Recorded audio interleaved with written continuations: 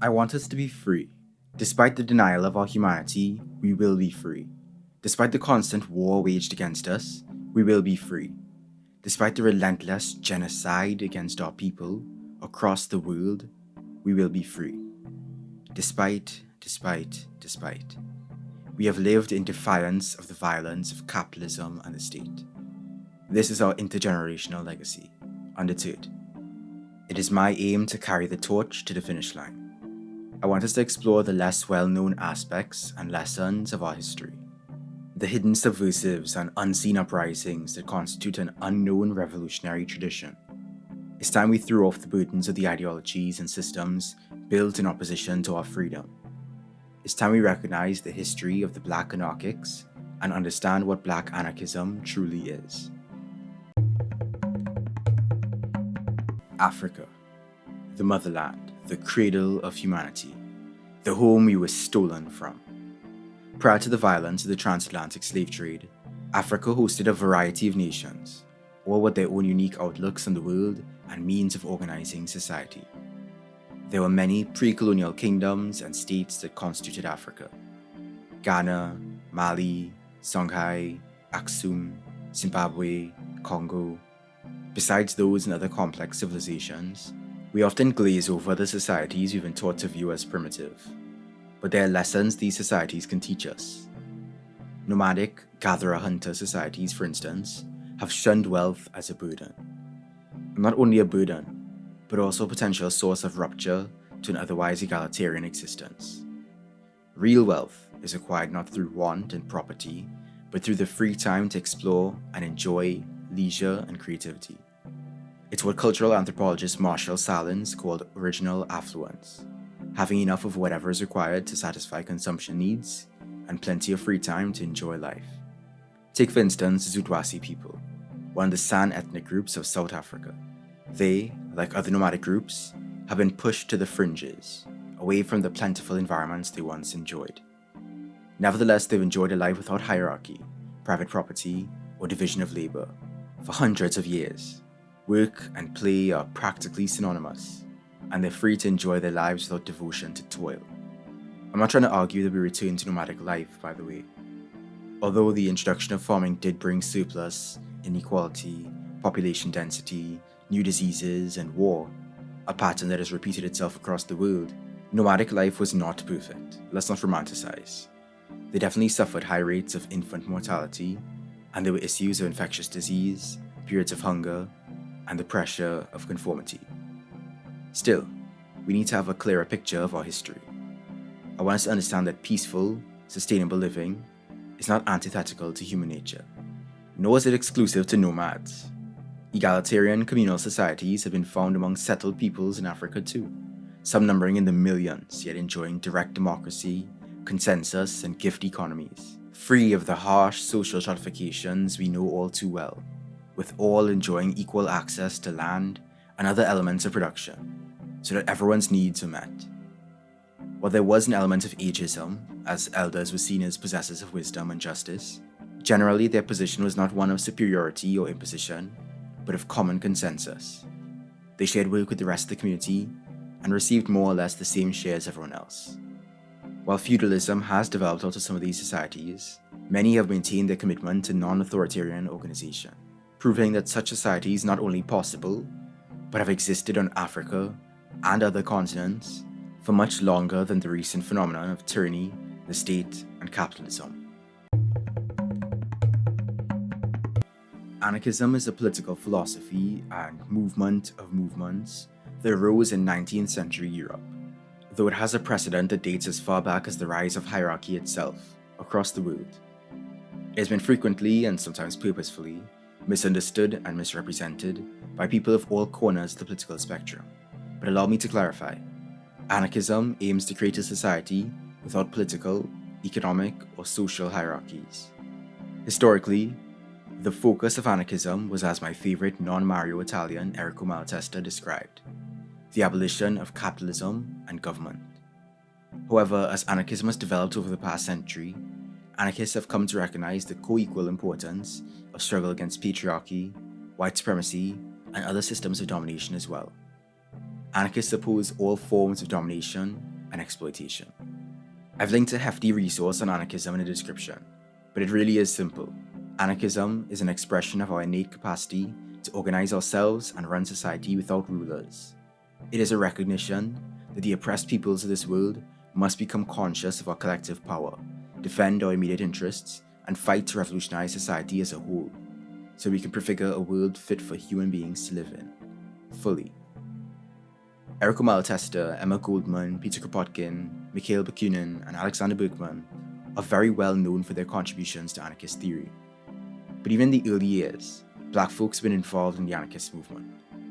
Ben Fletcher and the other black workers and organizers of the Industrial Workers of the World, which was co-founded by anarchist and labor organizer Lucy Parsons in the early 20th century. Or who could forget the smooth oration and militant struggle of the notorious early 20th century Brazilian anarchist Domingos Passos, and the many others who struggled for freedom in the Rio de Janeiro Workers' Federation. And of course, let's not forget the 90 African Americans, including this man, who went with the Lincoln Brigade to fight fascists alongside anarchists during the Spanish Civil War. However, black anarchism, as we understand it today, would not develop until much later. Black anarchism is a term that has been applied to a very loose grouping of diverse perspectives. There are many black anarchisms, in truth. Perhaps a better umbrella term would be black anarchic radicals, or BARs for short, as coined by the Afrofuturist abolitionists of the Americas. BAR would be inclusive of black anarchists, new African anarchists, Quilombists, Anarkatas, anarchist Panthers, black autonomists, African anarchists, and others. For now though, I'll keep using black anarchism to refer to the broader movement. The Black Power movement of the late 20th century arose with the awareness of the shortcomings of mainstream liberal civil rights movements, and especially their emphasis on integration into the capitalist US state.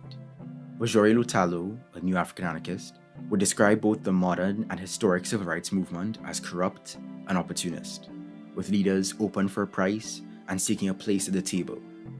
Instead, Black Power groups like the Black Panther Party, the Republic of New Africa, Revolutionary Action Movement, League of Revolutionary Black Workers, and the Black Liberation Army would uphold revolutionary black nationalism, emphasizing the need for economic, political, and cultural autonomy, and understanding that racial inequality and domination were built into the system of white supremacy and capitalism. Many of these groups would also promote armed struggle, arguing that violence was necessary for self-defense and social change. An intersectional analysis of race, class, gender, and state domination would also arise in the Black Power movement, especially thanks to the efforts of black feminists, and would help illuminate the divergent interests among black people that would need to be accounted for. They came to recognize the close interplay between a white supremacist system intent on destroying and dominating black people, an exploitative capitalist economic system that drained black communities of labor and wealth, a patriarchal system that pervaded both black movements and the wider society, and a settler colonial government intent upon political suppression. So, what happened to them? The US government had no interest in tolerating the assertive demands of the black freedom struggle, and deployed both local police forces and the FBI to destroy these movements. The full weight of the state was upon them.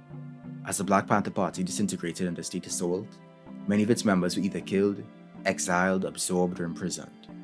Many former Panthers would later get involved with cultural nationalism, community organizing, the Revolutionary Communist Party, or the Democratic Party. But not all of them. Within the movement itself, there were divisions that were not resolved. Some of the incarcerated rank-and-file Panthers would express discomfort with the organizational structure of the party. Their geographic and spatial distance from outside movements, while in prison, allowed them time to reflect on previous strategies and would lead them to develop black anarchisms. But before I dive into their distinct journeys, visions, focuses, and perspectives, what were some of their criticisms of the Panthers? Lorenzo Kom'boa Ervin believed that the party partially failed because of the authoritarian leadership style of Huey P. Newton, Bobby Seale, and others on the Central Committee. Many errors were made because the national leadership was so divorced from the chapters in the cities all over the country, and therefore engaged in commandism, or forced work dictated by leaders. There was not a lot of inter-party democracy, and when contradictions came up, it was the leaders who decided on the resolution, not the members. Kuwasi Balagoon characterized the party as a hierarchy that had undeserved pretensions of grandeur and turned away from its purposes of liberation of the black colony to fundraising. Ashanti Alston realized that there was a problem with his love for people like Huey P. Newton, Bobby Seale, and Eldridge Cleaver, and the fact that he had put them on a pedestal. Ollie A. Johnson III, while never a member of the Panthers, published a hefty critique of the internal issues of the Panther Party in Chapter 16 of Charles E. Jones' book, The Black Panther Party Reconsidered. I've linked it below. There he argues that the party changed from a large, decentralized, revolutionary organization to a small, highly centralized reformist group, and he laments the recurrence of great men gaining too much power in revolutionary movements. The story of Black Anarchisms really begins with the critiques of the incarcerated radicals, which I've decided to dub the post-Panther milieu. Lorenzo, Kom'boa, Ervin, Kuwasi Balagoon, and Ashanti Alston, as well as the non-Panthers who were nonetheless influential, Ojore Lutalo and Martin Sostre. Lorenzo Kom'boa Ervin joined the Panthers in 1967, after being involved with the Student Nonviolent Coordinating Committee. In 1969, while on the run for attempting to kill a Ku Klux Klan member, he hijacked a plane and fled to Cuba.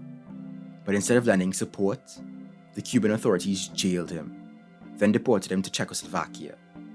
He then escaped to East Germany before being captured, smuggled into Berlin, tortured for a week, and brought back to the States to be drugged through his trial and handed 2 life sentences by an all-white jury in a redneck town. While in those so-called socialist countries, he became disillusioned with what was clearly a dictatorship, not some dictatorship of the proletariat. And while in prison, although involved in prison struggles, he took time to reflect on his life and sought out an alternative to Black Revolution. Around 1973, he began receiving anarchist literature, became inspired by Peter Kropotkin, and eventually became a Black Anarchist. His case was adopted by the Anarchist Black Cross and a Dutch anarchist group called Help a Prisoner Oppose Torture Organizing Committee. They coordinated an international campaign petitioning for his release. Of course, he took issue with middle-class hyper-individualism of many white American anarchists at the time, but he still worked with anarchists across the world who continued to support him and write to him while in prison. He began writing Anarchism and the Black Revolution and published it in 1979. It remains one of the best and most widely read works of anarchism today. Link below.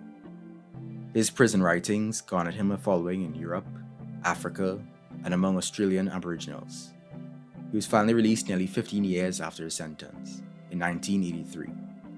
In the Black Revolution, Ervin emphasized that anarchism is the most democratic, effective, and radical way to obtain our freedom, but that we must be free to design our own movements, whether it is understood or approved by North American anarchists or not. We must fight for our freedom. No one else can free us, but they can help us. He firmly believed that Black people and other people of color would constitute the backbone of the American anarchist movement in the future. He also takes a principled stance against the world capitalist system, white supremacy, imperialism, colonial oppression, patriarchy, queerphobia, and the state, including state communism, recognizing that government is one of the worst forms of modern oppression. His emphasis on intersectionality would play a strong role in the shift away from class-exclusive analysis in the American anarchist movement. More on that shift later. He remains active today and records a podcast called Black Autonomy with his wife and fellow former Panther, Jonina. Remember his story. Martin Sostre. Ervin was actually first introduced to anarchism when he connected with the radical prison abolitionist and anarchist Martin Sostre in 1969 while in prison. Sostre was never a Panther. He grew up in Harlem during the Great Depression. He briefly joined the army, but was dishonorably discharged because of his run-ins with the law. Eventually, he was thrown into prison for trumped-up drug charges in 1952. At first, he turned to the Nation of Islam, and after being thrown into solitary for expressing his beliefs, he became a jailhouse lawyer. He was released in 1964 and opened a bookstore that sold radical books on Black nationalism and communism in Buffalo, New York. His bookstore would become a place where he cultivated resistance for an entire community. Eventually, he parted with the Nation of Islam. In that time, Black uprisings were common across the states.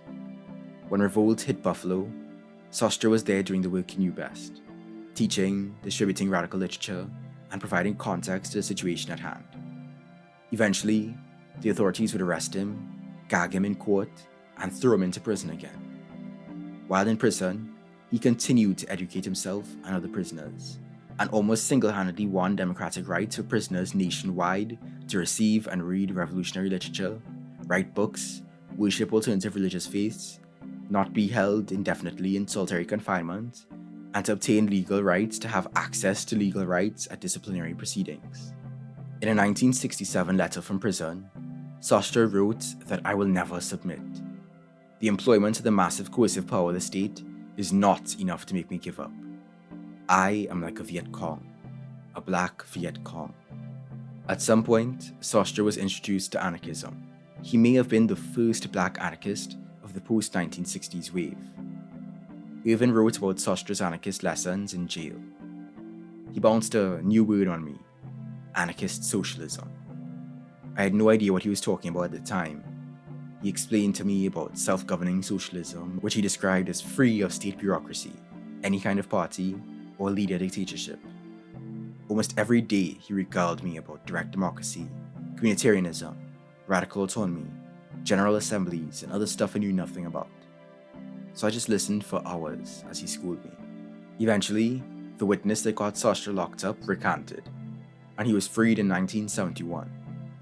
He had only read pamphlets and sketches of Kropotkin and Bakunin, but didn't have access to any books on anarchism at the time. He did, however, extensively critique the Marxist-Leninist party line and whole structure, which replaced ruling elites but did not further human freedom.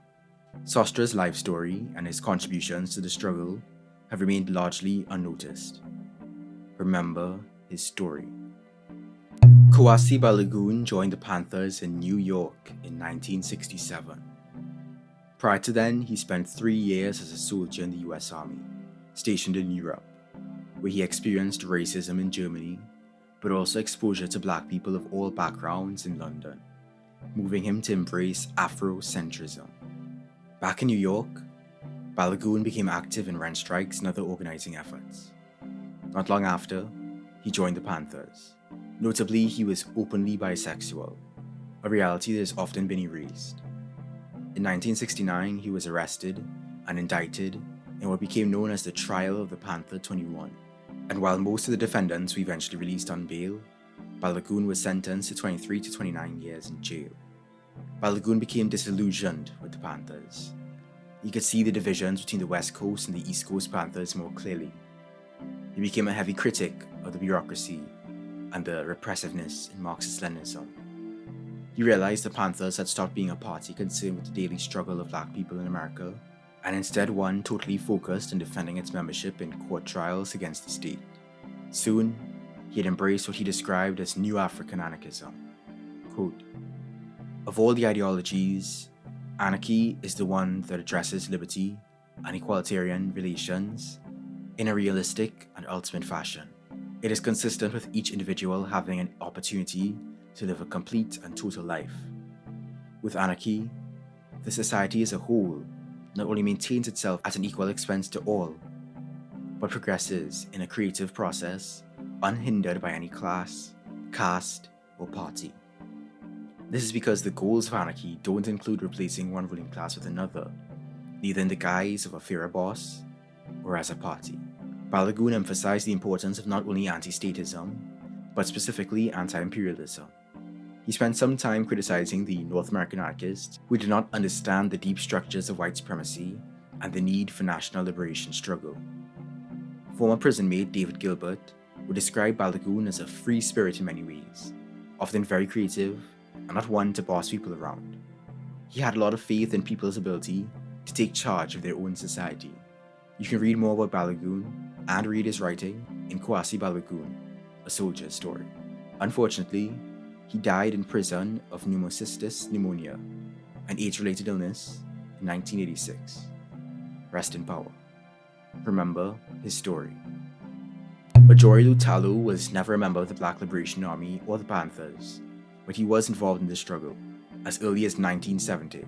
He and Black Liberation Army member Kojopo Mani Sababu were arrested after they attempted to rob a bank to fund revolutionary projects, which ended in a shootout with the police.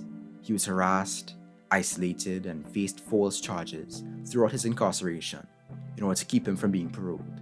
However, upon befriending Kuwasi Balagoon and being exposed to critiques of Marxist-Leninism, he became a new African anarchist in 1975. He would spend time creating collages while in prison. But in 1986, unprovoked, the prison moved him into the MCU, the sensory-depriving maximum control unit, where prisoners move in shackles and guards carry clubs they called nigger beaters. In 2005, while still in prison, Lutalo was interviewed for a film entitled In My Own Words, where he spoke on everything from his own political beliefs to life in the MCU to the difficulty of being a vegetarian prisoner. In the film, he said that, personally and politically, I'm opposed to dictatorships of any description, any political belief. And I just believe in the consensus process. I believe in the autonomous process. I believe that people are intelligent enough to to govern their own lives, to make their own decisions without somebody collecting untold billions of dollars in taxes and telling you what should be, what shouldn't be. And then most organizations of the left and the right, they want to repress. They have power ambitions. They're power hungry, money hungry, and they'll do anything to retain that particular power. They don't consult with the lower class people. They make decisions for them, and I feel that's wrong. So that's why I became an anarchist. More false charges were brought against him after that interview. Just a year before his release from prison in 2009, he was denied release from the MCU, specifically because the prison thought he might influence other prisoners ideologically. Eventually, though, he was released, and in 2021, in an interview with the MoMA PS1 curator Josephine Graf, Lutalo continued to advocate for revolution. Read the full interview. Remember his story. Ashanti Alston joined the Panthers in the Black Liberation Army in 1971, but before then he'd been attending Nation of Islam meetings.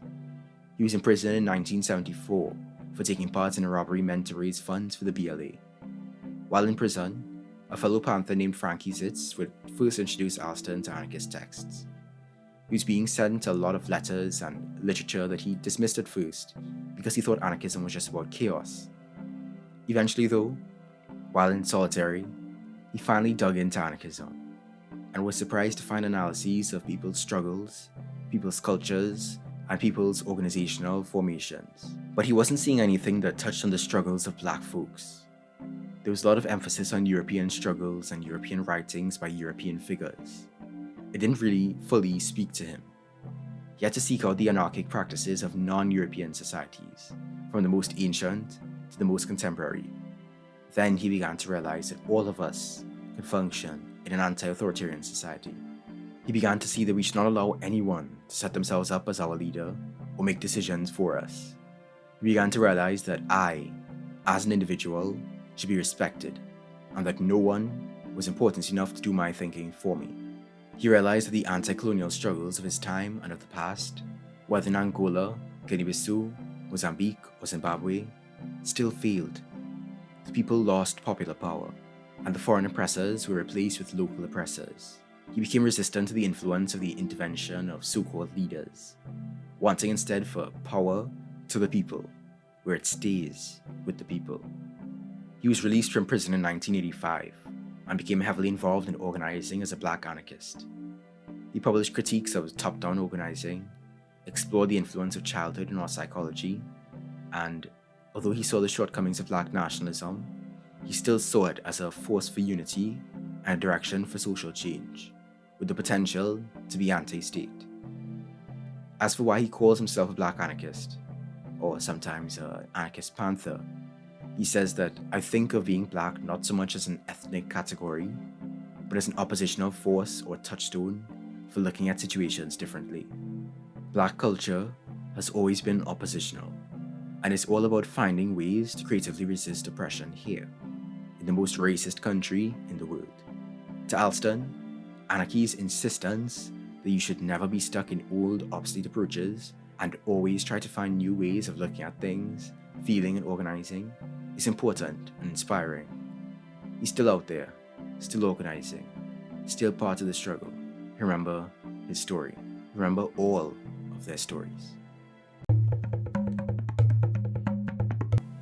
One of the first white majority anarchist organizations in the US to discuss and prioritize the issue of race was the Love and Rage Revolutionary Anarchist Federation in the 1990s. Lorenzo Ervin eventually joined the group, and Ashanti Alston wrote for their paper. The organization would advocate for the abolition of whiteness. It seemed as though white anarchists were finally grappling with race, not so? Slow your roll. Black anarchists and their emphasis on racism was not always accepted by white anarchists.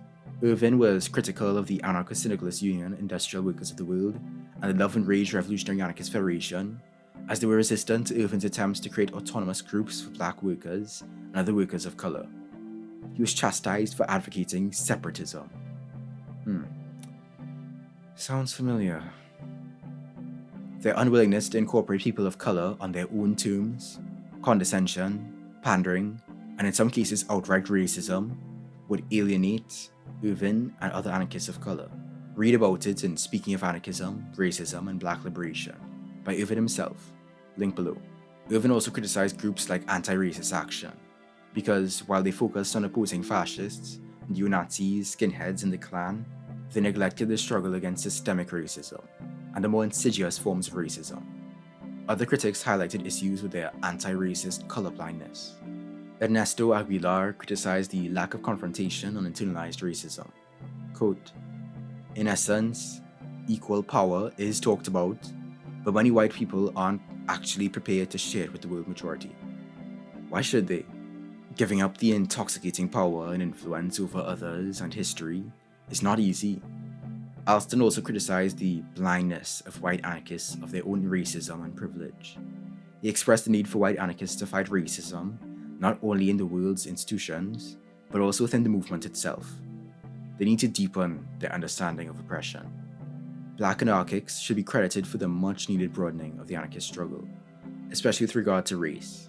The efforts of bars like Ernesto Aguilar, Pedro Ribeiro, Ashanti Alston, and others to create the Decentralized Anarchist People of Color, or APOC movement, were crucial for the wider recognition of intersectional analysis within anarchism. There's still a lot of work to do, but at least they carved a space for anarchists of color where there really wasn't before. In 2003, Ernesto Aguilar organized the first APOC conference, with around 300 attendees in Detroit, Michigan. The conference even got support from white anarchists who raised funds and offered to provide security for the event in the face of Nazi threats of violence. As Alston said in an interview with Black Inc., the conference allowed many anarchists of color to see each other for the first time, recognize our commonalities, and understand the need to work from a foundation where we could respect each other and work in our communities. It allowed them to share their experience and articulate their vision to fellow anarchists of color, advocate for a stronger analysis of race and ethnicity within the anarchist movement, and develop a conscious project of self-determination for people of color. As Aguilar and Alston both articulated, people of color are working through our own internalized racism and need an organizing space without the input or approval of white people to deconstruct racism and its impact on our psyches, our communities, and our self-esteem. Members of the APOC movement published a 2-volume edited collection called Our Culture, Our Resistance, link below. And what about Anarkata? As a political tendency developed out of black anarchisms and defined by the Afrofuturist abolitionists of the Americas, it incorporates elements of not only anarchism, but also black Marxism, Maoism, Pan-Africanism, black feminism, queer liberation, etc., etc. Thus, it stands opposed not only the Western and capitalist forces oppressing black people, but all axes of oppression that work against us. The term Anarkata is short for Anarchic Akata, a reclamation of the Yoruba word for house cat or wild animal, considered a slur by some. And just to make this clear, Anarkata is not a term non-black people should be applying to any old black anarchic. It's an in-house term, so relax yourself. Anarkata is inspired by the rich history of black resistance. From the communal nomads of Africa, to the stateless Africans who defied African empires, to the refugees who fled Saharan and Atlantic slave trades, to the black captives who found queer love despite all odds, to the black pirates who bled empire of its stolen wealth, to the Maroons of the Americas, to the slave uprisings and race riots that would threaten the white power structure, to the black guerrillas who resisted European colonialism, to the black women who challenged white supremacist patriarchy, to the black trans people who transgressed the impositions of colonial gender binaries, to the Pan-Africanist struggle to connect the freedom of the entire diaspora, to the fight for disability justice, to the prison abolitionist struggle. At the root of the Anarkata tradition is the black tendency to defy rigidity, borders, hierarchy, and enclosure, to emphasize freedom through grassroots organizing, mutual aid, and revolutionary struggle. To quote the Anarkata statement, through countless moments of defiance and flexibility, our ancestors made a way for us to imagine an anarchic radicalism that is unmistakably black. Although I've been focused mostly on the bars of the Americas, I don't want to ignore the distinct yet related struggle of anarchists in Africa. Let's discuss the particular anarchist struggles in South Africa, the Horn of Africa, and Nigeria. South Africa. The Zabalaza Anarchist Communist Front, founded in 2003, is an anarchist, communist, platformist, and especifista organization active in Johannesburg, South Africa. The name is derived from struggle in Xhosa. I hope I said that right. The organization is involved in theoretical development, anarchist agitation and propaganda, and participation within the class struggle. Their strategy is simple. They both participate in and help create mass, heterogeneous social movements with the objective of spreading the influence of anarchist principles and practices, even if they aren't recognized as such, like direct democracy, mutual aid, horizontalism, class combativeness, and independence from electoral politics and parties. The Zabalaza Anarchist Communist Front has faced death threats, repression, and arrest, especially of its black members. Horn of Africa. Horn Anarchists, founded in 2020, is a collective project developing in the Horn of Africa to organize and disseminate anarchist ideas, values, and politics. The collective is united by values of equality, kindness, mutual aid, solidarity, and volunteerism. Prior to the collective, Anarchist was a label that various Marxist-Leninist parties in Ethiopia would hurl at their opponents in order to smear them. There's little consciousness of anarchism on the Horn, or awareness of class struggle as a whole. Highly hierarchical Orthodox Christianity dominates politics and society in Ethiopia, and the expansionist and assimilationist Ethiopian Empire has aimed to melt all the diverse religions, ethnicities, and identities into one Orthodox Christian Ethiopian identity. In the midst of the Tigray genocide, the Horn Anarchist Collective plans to meet in Sudan to work with refugees who have been forced to flee their homes. Nigeria. In Nigeria, the Awareness League flourished in the 1990s, but has declined since then. Born out of the collapse of state communism in Europe, anarchism became increasingly popular in the struggle against military rule in Nigeria. In fact, the League derived all of its lifeblood from that resistance, joining forces with other anti-military groups and growing in popularity. However, with the coming of civilian rule in 1999, the Awareness League, along with virtually all leftist organizations, practically evaporated, or in some cases gravitated to electoral politics. They no longer had a common enemy and were not prepared for the consequences of civilian rule. The most recent invocation of anarchism in Nigeria, as far as I know, has come from the former military junta leader, now president of Nigeria, who warned young Nigerians that anarchists were attempting to hijack the 2020 EndSARS movement. Nigerian anarchist and co-author of African Anarchism, Samba, said in 2012 that anarchism is not dead in Africa. However, it is important to understand that anarchism, as a political movement, is going to take time to develop in Africa, to agitate the people and spread the awareness of what it is. Mba believed that African anarchists could build a movement on the continent by finding common ground with those who seek to hold government accountable, fight for the environment, fight for gender equality, and fight for human rights. Samba passed in 2014, may he rest in power. However, the work of Horn Anarchists and Zabalaza Anarchist Communist Front proved that his efforts to develop anarchism in Africa were not in vain. They continue to carry the torch. Solidarity forever. Thanks to the efforts of Black Anarchists, alongside the influence of the prison abolition movement and the various indigenous struggles of the past few decades, the anarchist movement has broadened significantly. It still has a ways to go, but it has made progress. The classical anarchist devotion almost solely to capitalism and the state has been superseded by a growing recognition of struggles around patriarchal, racial, colonial, and national domination. The contributions of non-anarchist yet highly influential thinkers like Audre Lorde, Angela Davis, and bell hooks have significantly developed contemporary anarchism's intersectional approach, but their influence is not widespread or widely recognized enough. That needs to change. In an interview with the Northeastern Federation of Anarchist Communists, bell hooks challenges us to dare to look at the intersectionalities, dare to be holistic. Part of the heart of anarchy is to dare to go against the grain of the conventional ways of thinking about our realities. Anarchists have always gone against the grain, and that's been a place of hope. There's so much we can learn from our ancestors, from the pre-colonial African communalists to the elders who are still with us today. As for praxis, Ervin advocated a strategy of survival programs, mutual aid, housing co-ops, rent strikes, labor strikes, the construction of local community councils, and the seizure of food systems, workplaces, and educational institutions. See where you can get started. To my black siblings, my family from all over the world, from right here in Trinidad to wherever you find yourself, struggling against anti-blackness, patriarchy, cis-heteropatriarchy, capitalism, and the state. Don't wait to be led.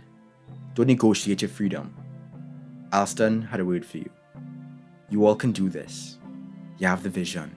You have the creativity. Do not allow anyone to lock that down.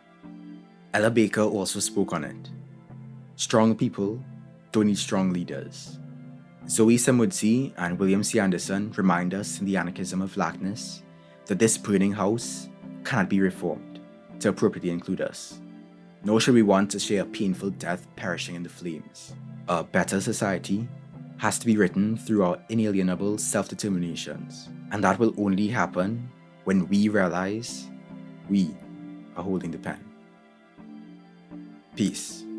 Thank you for watching. Thanks once again to the family, Ongrad, Kobe Tamayo, John Vecchi, Orishimoni, Len P, Some Guy, Seth, J. Dorrance, Ipa, Wyatt, Beyond the Binary Podcast, Mamish Disgustin, Eshi the Mad, Hoy, Jeff Massey, and Swavocado Jones. You can join these beautiful humans and support me too on patreon.com/sayingtrue. Please like, comment, subscribe, and share with your fellow peoples. Feed the algorithm. Check out my previous videos for the fascinating topics. You can follow me on Twitter @_sayingtrue. Thanks again. Peace.